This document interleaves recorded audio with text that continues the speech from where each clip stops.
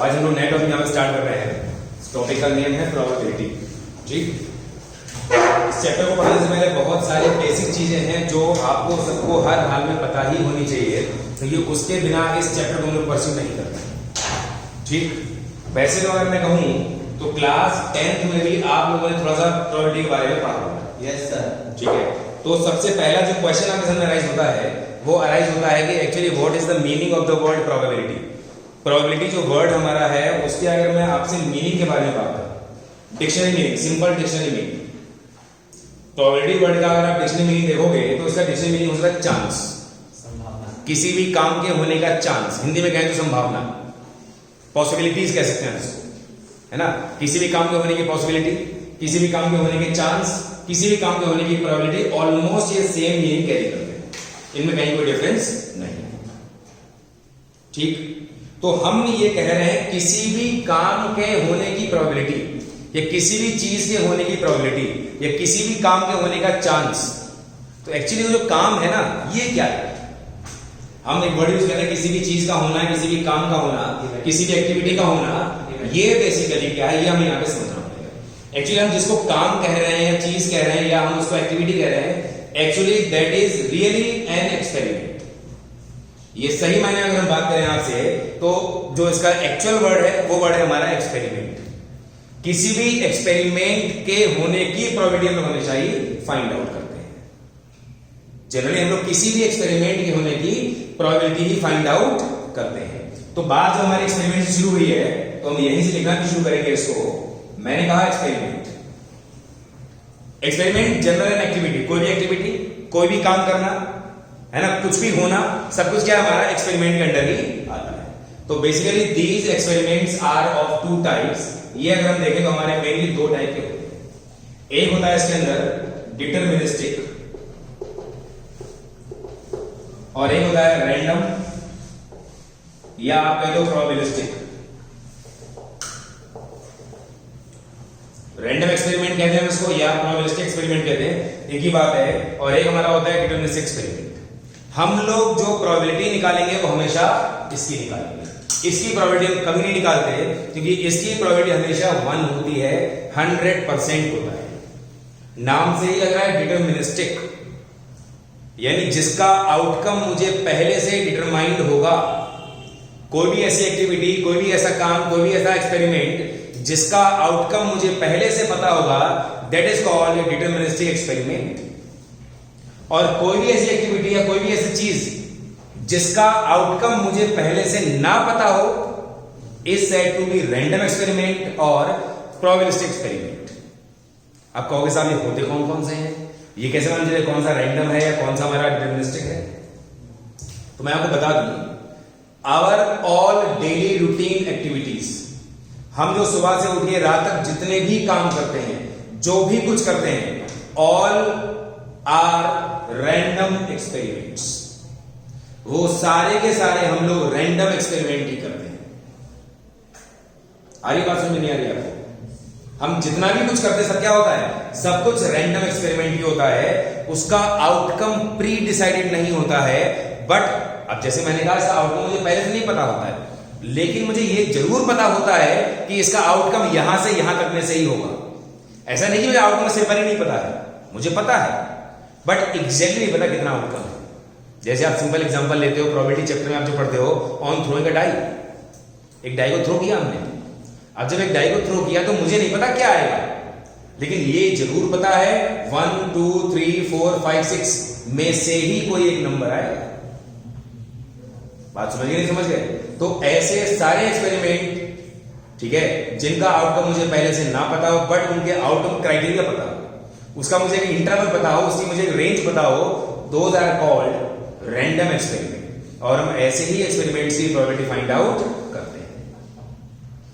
ना question left कि what are the deterministic experiment, ये क्या होते हैं भाई? ये तो रही है भाई, सब कुछ जब इसके अंदर ही आ गया तो यहां क्या आएगा? ठीक है, तो यहां वो एक्सपेरिमेंट आएंगे जो experiment students and teachers laboratories में करते हैं। मेरे वर्ड्स पे ध्यान दीजिएगा, स्टूडेंट्स एंड टीचर्स बोला मैंने, साइंटिस्ट नहीं बोला। क्योंकि जब साइंटिस्ट लेबोरेटरी में जाता है, कुछ नया करने की कोशिश करता है, कुछ नया बनाता है, लेकिन जब टीचर्स और स्टूडेंट्स लेबोरेटरी में जाते हैं तो पहले से जो काम किया हुआ है हम उसको ही रिपीट करते हैं। जैसे मान लीजिए आपकी लेबोरेटरी में एक्सपेरिमेंट करने का, फिजिक्स में आप गए लेबोरेटरी में, आपने कहा मुझे आज ग्रेविटेशनल एक्सीलरेशन की वैल्यू निकालनी है, स्मॉल जी, जिसकी वैल्यू मुझे पहले से पता होती है 9.8 मीटर पर सेकंड स्क्वायर होता है, और हमने उस एक्सपेरिमेंट को किया और हमारी वैल्यू 9.8 मीटर पर सेकंड स्क्वायर नहीं आई, तो इसका मतलब ये नहीं जो आया वो करेक्ट है। इसका मतलब ये है या तो हमारा प्रोसेस रॉन्ग है, या हम जिस एपरेटस को यूज कर रहे हैं उस एपरेटस में कोई फॉल्ट है, वो सही वर्क नहीं कर रहा, लेकिन वैल्यू उसकी 9.8 मीटर पर सेकंड स्क्वायर ही रहने वाली है, तो उसका आउटकम बिल्कुल पक्का होता है, उसमें कोई इवेंट बट नहीं होता है। तो याद रखिए टीचर्स और स्टूडेंट्स जो भी एक्सपेरिमेंट्स लेबोरेटरीज में करते हैं वो सारे के सारे हमारे क्या होते हैं, डिटरमिनिस्टिक एक्सपेरिमेंट होते हैं, क्योंकि उसका आउटकम मुझे पहले से पता होता है बिल्कुल सही तरीके से। बात क्लियर है? बिल्कुल कहीं कोई डाउट बचा इस चीज में आपको नहीं बचना चाहिए, आई थिंक सो। तो यहां पे आप लिख लोगे, लिखो इसमें केमिस्ट्री में नीचे, इसको लिखने के बाद नीचे डिटरमिनिस्टिक में लिखेंगे आप लोग, experiments which are performed by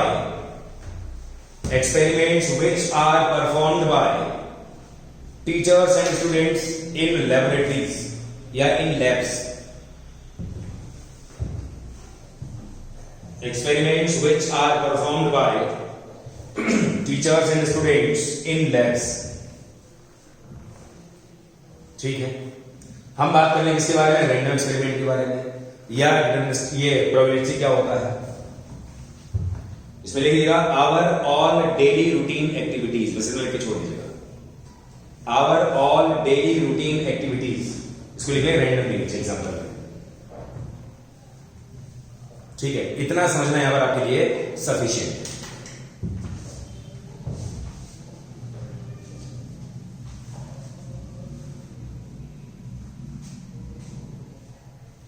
आपने सबने ये चैप्टर जो है बेसिक फॉर्म में क्लास 10 में पढ़ा है, लेकिन मैं गारंटी देता हूं आपको बेसिक चीजें ही नहीं पता होंगी। जिसमें एक्सपेरिमेंट के बारे में अगर पूछता आपको नहीं पता होगा, मैं आगे जो और कीवर्ड्स के बारे में बात करूंगा आपको नहीं पता होगा, पता होगा बहुत बेसिक तरीके से पता होगा, उसको प्रॉपर आपका उसका जो डेप्थ होनी चाहिए आपको नहीं पता होगा। और मेरा मानना यह है कि अगर हम कोई भी टॉपिक पढ़ रहे हैं, अगर हमने उसकी टर्मिनोलॉजी को अच्छी तरह समझ लिया कि जो टर्म्स हम यूज कर रहे हैं वो बेसिकली क्या है, उनका ओरिजिन क्या है, उनका मीनिंग क्या है, वो क्या है, तो चैप्टर आधा आपने यही कर लिया। ऐसे मान लीजिए बहुत सारी प्रॉब्लम्स आपकी यहीं पे खत्म हो जाती है। कहीं आप फंसोगे नहीं, क्या कहना चाह रहे हैं इस बात में, कहीं नहीं फंसोगे बिल्कुल। ठीक है, तो ये मैंने बात किया आपसे व्हाट इज एन एक्सपेरिमेंट और ये कितने टाइप का होता है, उसके अंदर क्या क्या एग्जांपल्स आ सकते हैं। अब डाल दिया हेडिंग आप इसमें इंपॉर्टेंट कीवर्ड्स, इंपॉर्टेंट कीवर्ड्स। अब कुछ कीवर्ड्स हैं उनके बिना चैप्टर नहीं चल पाएगा, तो इसमें पहला जो कीवर्ड आपके लिए रहेगा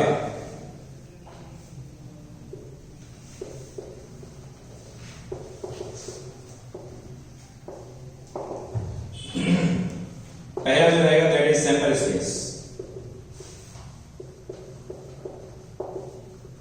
sample space,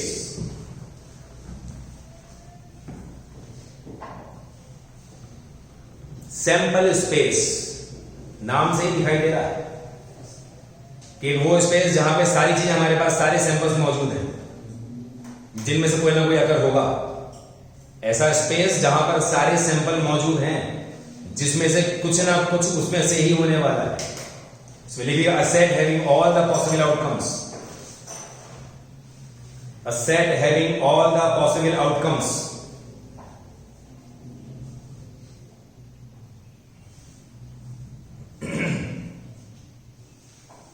associated with a random experiment, a set having all the possible outcomes associated with a random experiment.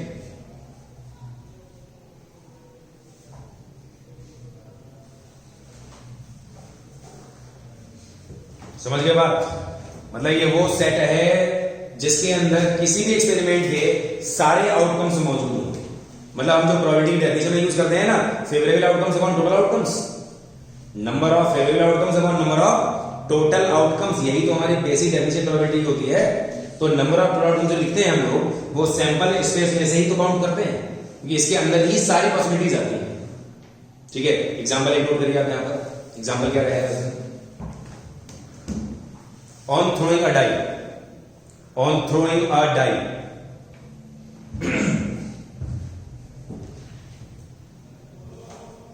throwing a die, ये हो गया क्यों भाई? सैंपल स्पेस को डिनोट करने में हमेशा किससे? कैपिटल एस के साथ। ठीक, क्या है इसके अंदर?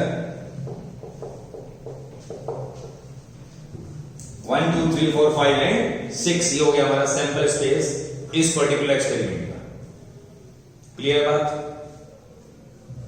एक और एग्जांपल अगर हम लें यहां पे, ऑन टॉसिंग 2 कॉइंस, अगला एग्जांपल रहेगा ऑन टॉसिंग 2 कॉइंस।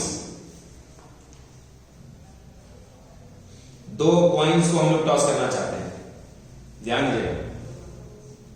पहला कॉइन टॉस कर दिया हमने, ये फर्स्ट टॉस होगा। सेकंड टॉस की अगर हम बात करेंगे तो हेड आने पर भी होगा, टेल आने पर भी होगा। हेड आने पर सेकंड टॉस, टेल आने पर सेकंड टॉस। क्यों भाई? अभी मतलब सेकंड टॉस हमने 2 बार कर दिया। ये पहले टॉस की दोनों पॉसिबिलिटीज हैं कि भाई आएगा दोनों में से कोई एक ही चीज ना। ये तो हेड आएगा तो सेकंड टॉस कैसे होगा, टेल आएगा तो सेकंड टॉस कैसे होगा। ठीक, तो ये भी हमारा हेड टेल हो गया, ये हमारा हेड और टेल हो गया। तो अगर हम इसका सैंपल स्पेस देखने की कोशिश करें, ध्यान दीजिएगा, HH HT TH TT। ठीक है, तो ये हो गया हमारे पास HH HT TH और कितना TT। तो ये हमारे पास 4 आउटकम आ गए इसके सैंपल स्पेस में। 2 कॉइंस की टॉसिंग में हमको ये सैंपल स्पेस यहां पर मिल चुका है।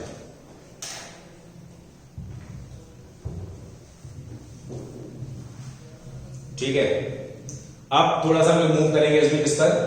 इवेंट पर। इवेंट क्या होती है? बेसिकली हम जिस चीज की प्रोबेबिलिटी निकालना चाहते हैं वो क्या होता है, उसको हम इवेंट नाम देते हैं। ठीक है ना? तो नंबर 2 आपका यहां पे रहेगा इवेंट। इवेंट, अगर हम इवेंट को बुकिश लैंग्वेज में बोलें, बुकिश लैंग्वेज में, तो बुकिश लैंग्वेज ये है, it is a subset of sample space. It is a subset of sample space, यानी ये जो होगा सैंपल स्पेस का ही सबसेट होगा। फॉर एन एग्जांपल मैंने कहा on throwing a die getting an even number. On throwing a die, ये तो हो गया experiment. Getting an even number, ये हो गया इवेंट। तो गेटिंग एन इवन नंबर में क्या आ सकता है? 2 4 6। तो 2 4 6, आप मुझे बताओ 2 4 6 क्या इस एक्सपेरिमेंट के सैंपल स्पेस से नहीं लिया गया? तो अगर कोई भी सेट इसके ही एलिमेंट से मिलकर बना होगा तो वो सेट इसका सबसेट होगा कि नहीं होगा? तो पहली चीज तो ये हो गया कि बुकिश लैंग्वेज के हिसाब से कि इवेंट जो होगा वो हमेशा ही सैंपल स्पेस का सबसेट होगा। सो लिख लीजिएगा, it is a subset of sample space. It is a subset of sample space.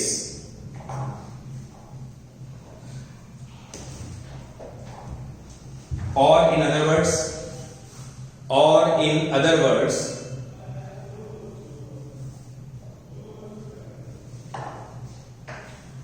a set of all the favorable outcomes. A set of all the favorable outcomes.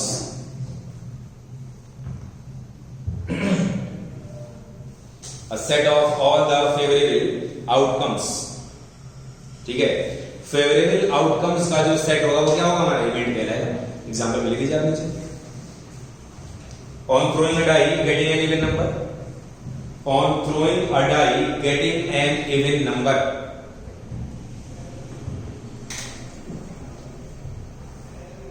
क्या हो जाएगा? Event को अगर ए नाम दे दूंगा, क्या आएगा इसके अंदर? 2 4 6। क्यों भाई? एक और एग्जांपल देखिए, on tossing 3 coins. On tossing 3 coins getting at most 2 heads. Getting at most 2 heads. ठीक, हमने क्या किया, कॉइन को 3 बार टॉस किया और मुझे मैक्सिमम 2 हेड चाहिए। एटमोस्ट में तो क्या हो, मैक्सिमम, तो मैक्सिमम अगर मुझे 2 हेड चाहिए तो 1 हेड भी ले सकता हूं मैं, और एक भी हेड ना हो ये भी ले सकता हूं। क्यों भाई, बात में आ रही है आपको, नहीं आ रही? आप समझिए इसका मतलब क्या होगा। पहला टॉस, दूसरा टॉस, दूसरा हो गया, तीसरा टॉस। भाई टॉस तो हर पॉसिबिलिटी का होगा ना अपना अपना, सब थोड़ी बार होगा, हो तो एक ही रहा होगा ना इसमें से।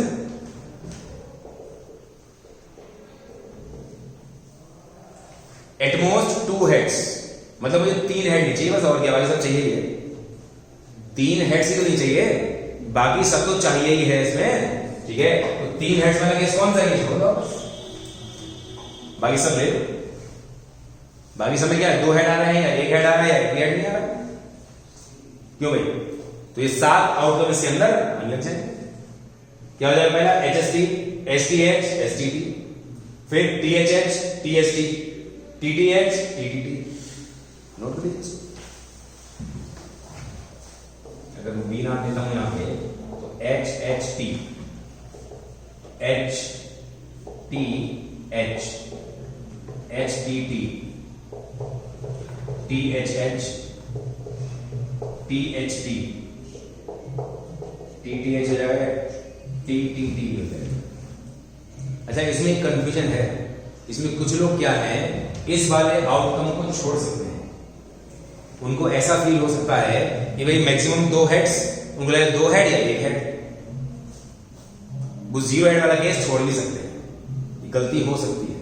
तो ध्यान रखिएगा, मैक्सिमम 2 हेड का मतलब क्या हुआ, 2 या 1 है, एक भी नहीं, एक भी नहीं वाला भी इसके अंदर जाएगा। ठीक, बात समझ गए। अच्छा, यही काम होने की प्रोबेबिलिटी निकाल लेते तो क्या होती, 7/8। on tossing 3 coins, probability of getting at most 2 heads क्या हो जाती, 7/8। 8 टोटल थे, 7 हमारे फेवर में थे। Number of favourable outcomes upon number of total outcomes, ही तो प्रोबेबिलिटी होती है। आगे आएगा बताऊंगा मैं आपको तब, ठीक है।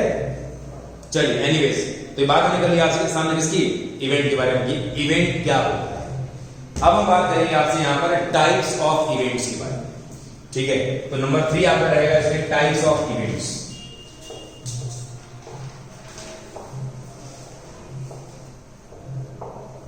Types of events. इवेंट्स कितने टाइप के होते हैं या कितने टाइप के हो सकते हैं, सारी बातें आपके सामने यहां पर आने वाली है, ध्यान दीजिएगा थोड़ा सा।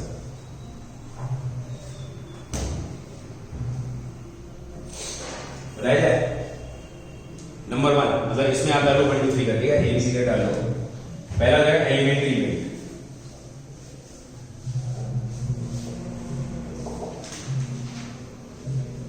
Elementary event, an event having only 1 outcome. कोई भी ऐसी इवेंट जिसके अंदर सिर्फ एक ही आउटकम होगा उसको हम बोलेंगे एलिमेंट्री इवेंट। फटाफट लिखिए, an event having only 1 outcome.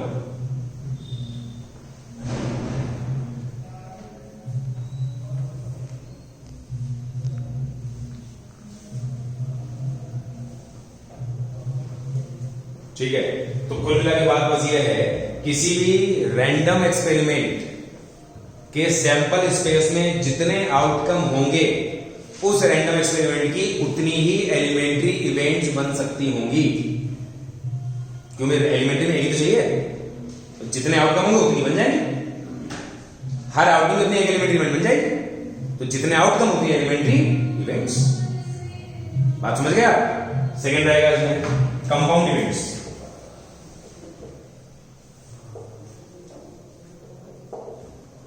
Compound events,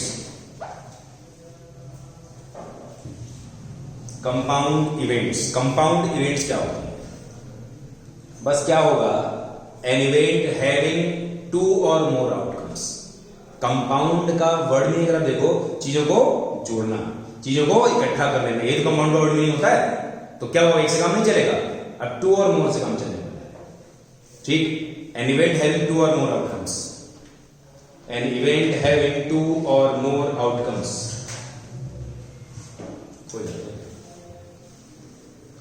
N event having 2 or more outcomes. तो ये हमारी कंपाउंड इवेंट है, ये भी हमारी कंपाउंड इवेंट है। तो कोई भी ऐसी इवेंट जिसके अंदर 2 या 2 से ज्यादा आउटकम्स होंगे उसको हम क्या बोलेंगे? कंपाउंड इवेंट बोलेंगे। इसमें कोई भी डाउट, कोई भी कंफ्यूजन आपको बिल्कुल भी नहीं होना चाहिए। ठीक है, चलिए थर्ड नंबर में क्या आएगा? इसमें थर्ड में आ जाएगा mutually exclusive events.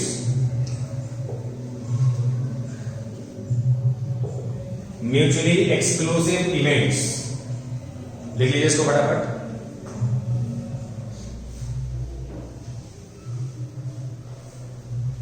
Mutually exclusive events, वैसे तो नाम से ही क्लियर है बिल्कुल भाई। म्यूचुअली एक्सक्लूसिव, म्यूचुअली का मतलब आपस में, एक्सक्लूसिव जो एक्सक्लूड करे, मतलब आपस में एक दूसरे को एक्सक्लूड करे। Those are known as mutually exclusive events. इसका मतलब क्या हुआ? इसका मतलब हुआ अगर हम 2 इवेंट्स करें, these 2 events are mutually exclusive, तो अगर पहली इवेंट हो रही होगी दूसरी फिर नहीं होगी, या दूसरी हो रही होगी तो पहली नहीं होगी।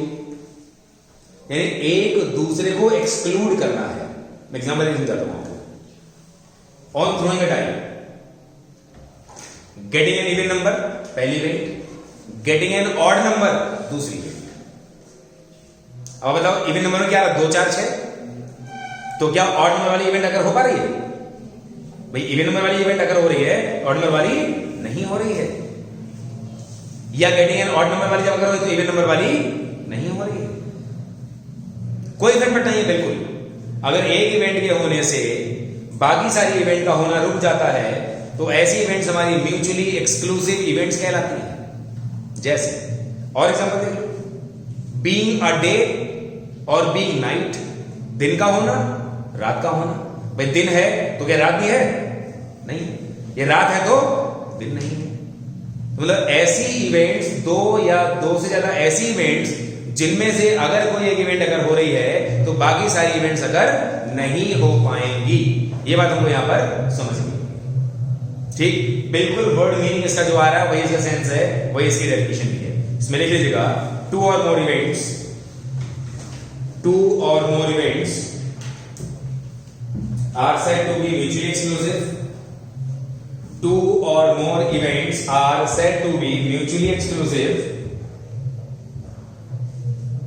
2 or more events are said to be mutually exclusive if occurrence of any one event, if occurrence of any one event prevents, P-R-E-V-E-N-T, prevents the occurrence of all other events, prevents the occurrence of all other events.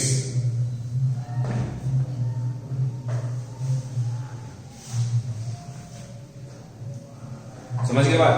Example लिख लो आप इसका। On throwing a die, on throwing a die, उसका 2 part कर लेना। Getting an even number, getting an odd number. ठीक है, एक इवन नंबर का मिलना या एक ऑड नंबर का मिलना, इसकी बात मैं यहां पर कर लूंगा।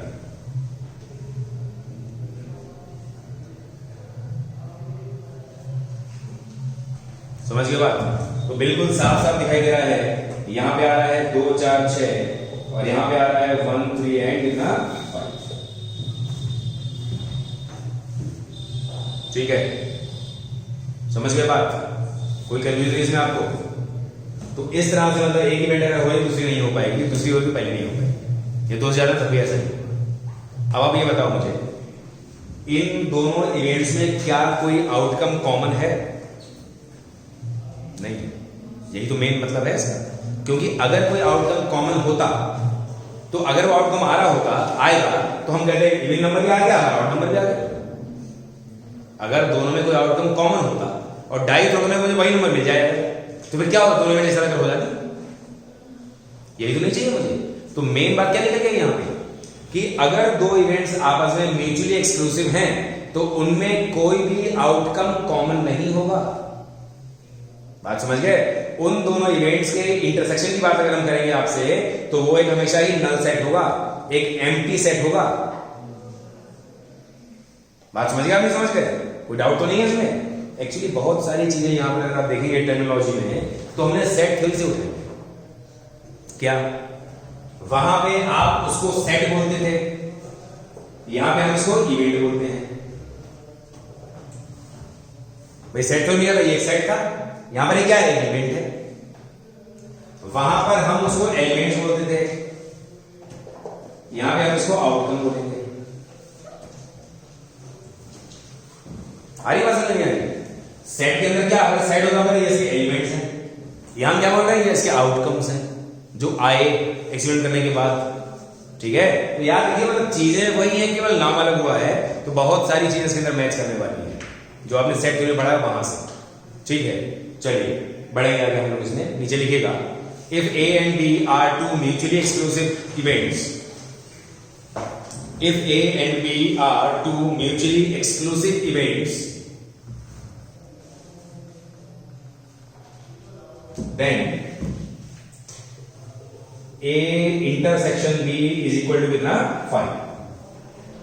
Then A intersection B is equal to 5. समझ गए बात? दोनों ही इवेंट्स में कोई भी आउटकम कॉमन नहीं होना चाहिए। ठीक है, तभी हम उसको म्यूचुअली एक्सक्लूसिव कह पाएंगे। मेरे ख्याल से बात समझ में आ गई होगी अब तक। नेक्स्ट आएगा फिर mutually exhaustive events.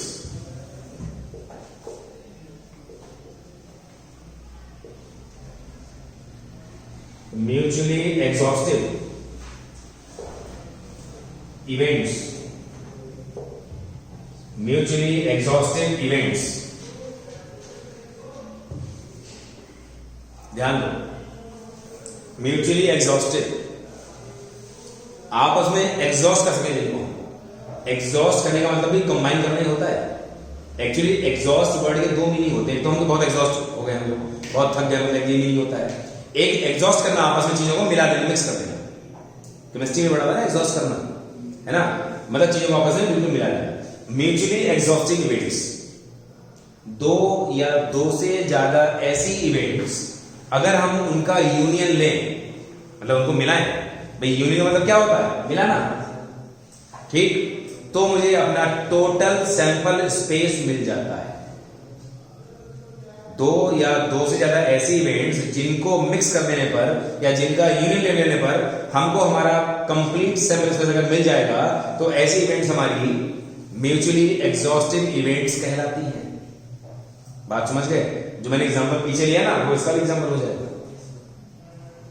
Getting an even number, getting an odd number, ये म्यूचुअली एक्सक्लूसिव तो है ही, ये म्यूचुअली एग्जॉस्टिव भी तो है। अगर हम इन दोनों को मिला देंगे या इन दोनों का अगर हम यूनियन ले लेंगे, तो हमें हमारा टोटल सर्विस मिलेगा नहीं मिलेगा? बताओ, कोई डाउट तो नहीं इसमें आपको? बहुत सीधी सी बात है। इसमें लिखिएगा, two or more events are said to be mutually exhaustive. Two or more events are said to be mutually exhaustive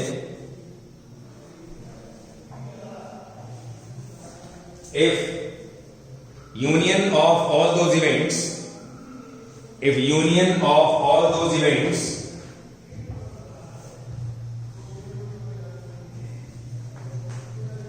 gives us the complete sample space, gives us the complete sample space.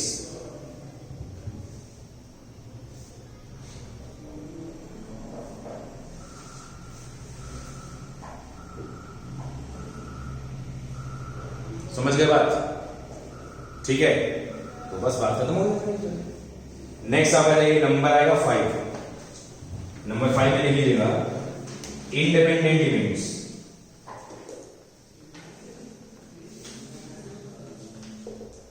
Independent events, ये तो बिल्कुल नाम से ही clear है। क्यों भाई? किसी भी एक इवेंट के होने या ना होने से दूसरी इवेंट्स का होना या ना होना अगर अफेक्टेड नहीं होता है, तो ऐसी इवेंट्स हमारी इंडिपेंडेंट इवेंट्स कहलाती हैं। किसी एक इवेंट के होने या ना होने से अगर दूसरी इवेंट्स का होना या ना होना अफेक्टेड नहीं होगा, तो ऐसे इवेंट्स हमारी इंडिपेंडेंट इवेंट्स कहलाएंगी। For example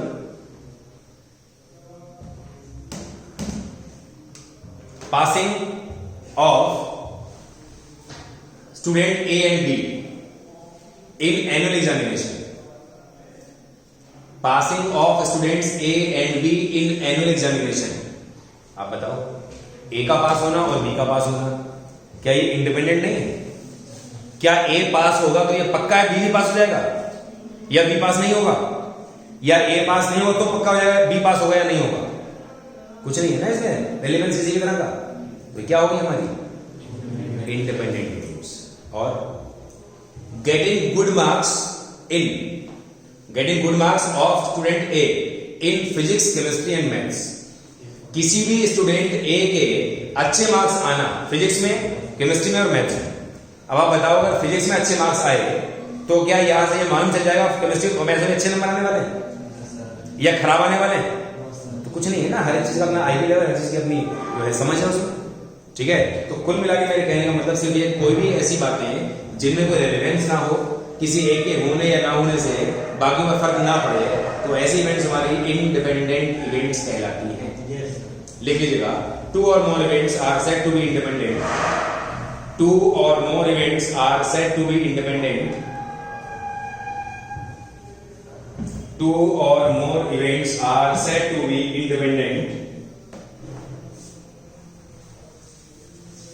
if occurrence or non-occurrence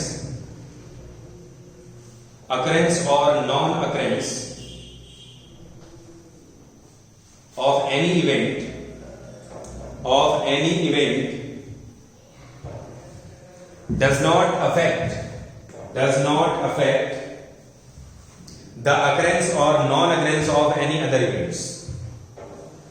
Does not affect the occurrence or non-occurrence of any other events.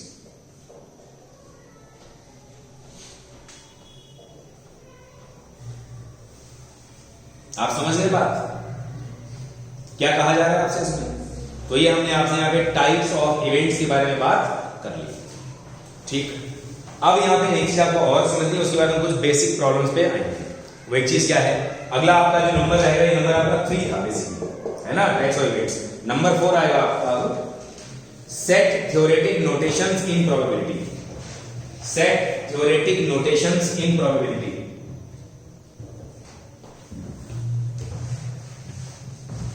Set theoretic notations in probability।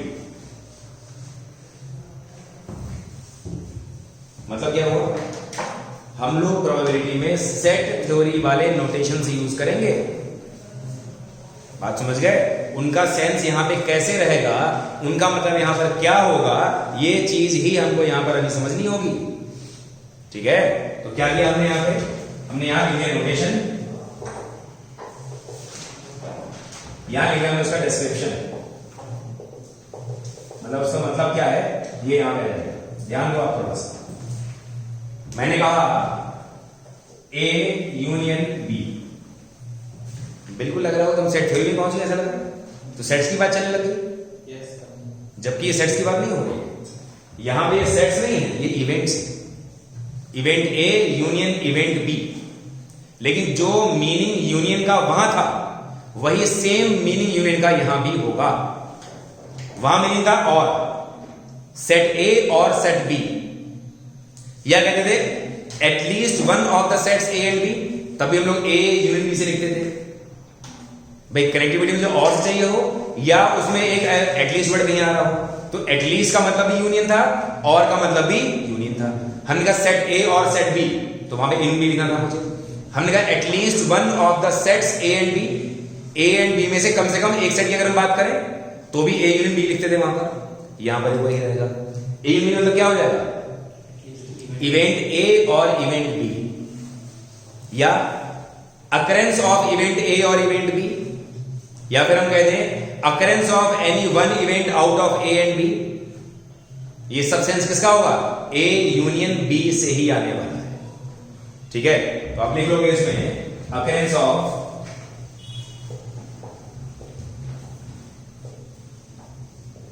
Event A और बी, या इसका दूसरा सेंस क्या रहेगा, एटलीस्ट, या अकरेंस ऑफ लिखेंगे,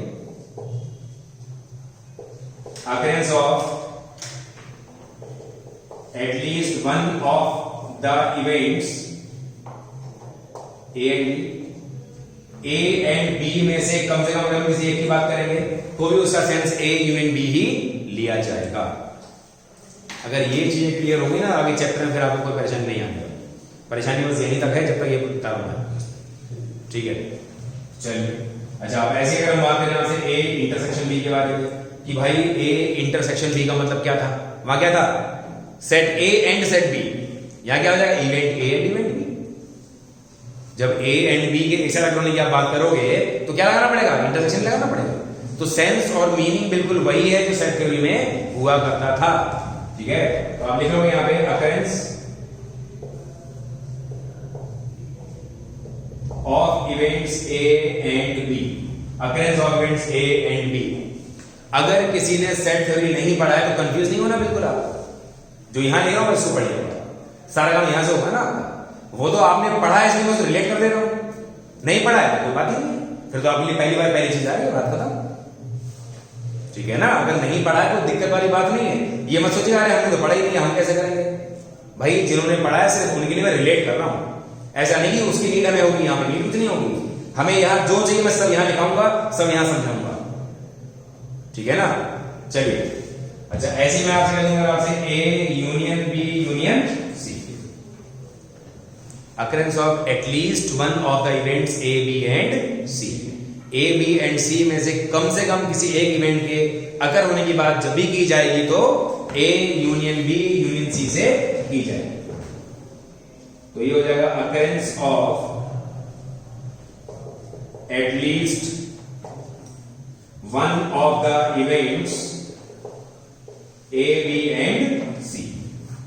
ए B और सी में से कम किसी एक इवेंट की अगर जब बात करूंगा तो मैं उसको A union B union C से डिनोट करूंगा, ठीक। अच्छा एक और बात समझिए, मैंने कहा ए बार, अगर हम सेट थ्योरी से इसको भी रिलेट करें तो वहां पे उसको ए डैश लिखते थे। मैंने कहा था वहां पे तीन सिंबल थे हमारे पास, क्या क्या थे, ए डैश, ए बार, या मैंने एक पर सी लगा दिया। ये था complement of a set, complement of a set. इसका मतलब नॉट ए नहीं, फिर क्या, ए को छोड़कर बाकी सब किस में से, ए के पेरेंट सेट में से। पेरेंट सेट मतलब क्या था, यूनिवर्सल सेट। बात समझ गए, समझ गए। तो यहां में क्या हो गया, नॉट ए मतलब non occurrence of event A, that's it. क्या हो गया ये, नॉन अकरेंस ऑफ इवेंट ए। अगर होने की बात करोगे तो बार नहीं लगाओगे, अगर ना होने की बात करोगे तो बार लगा दोगे उसको, ठीक है। तो यहां पे लिखोगे आप non occurrence of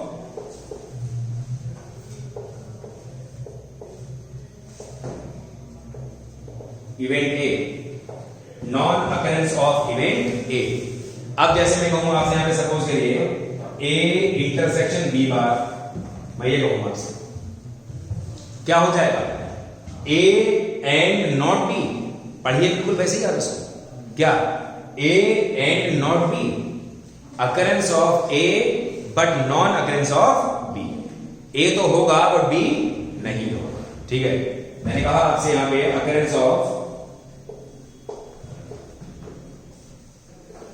event A but not B, या but non occurrence of B लिख लो, एक ही बात है, ठीक। अच्छा एक चीज और देख लिया, मैं कहूं आपसे A intersection B bar union A bar intersection B. अब यहां देखो, आप थोड़ा सा ध्यान दो, क्या कहा मैंने आपसे, मैंने कहा ए एंड नॉट बी और नॉट ए एंड बी, मतलब ए हो रहा है तो बी नहीं हो रहा है, या ए नहीं हो रहा है तो बी हो रहा है। मतलब कहने का यह हो गया कि दोनों में से एग्जैक्टली कोई एक अकर होता है। ए होगा तो बी नहीं होगा, बी होगा तो ए नहीं होगा, मतलब एग्जैक्टली एक अकर हो रहा है। तुम क्या बोलेंगे, occurrence of exactly one event out of A and B. A and B में से एग्जैक्टली एक इवेंट की अगर होने की बात मैं यहां पे कर रहा हूं आपसे, ठीक है। यहां पे हम लिखेंगे occurrence of exactly one event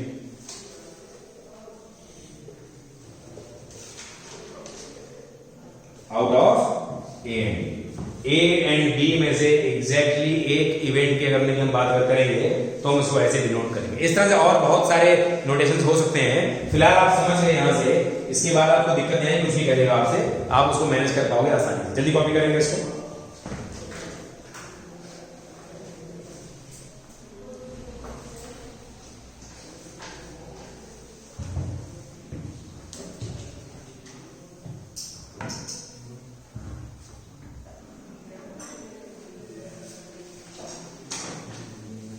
basic theory वाला पार्ट यहां पर हमारा कंप्लीट हो गया, ठीक है ना। अब हम इसके बाद कुछ बेसिक प्रॉब्लम्स में आएंगे, उसकी बात करेंगे। तो आज की बात इधर रखते हैं, बाकी बातें हम लोग जो है नेक्स्ट क्लास में करेंगे।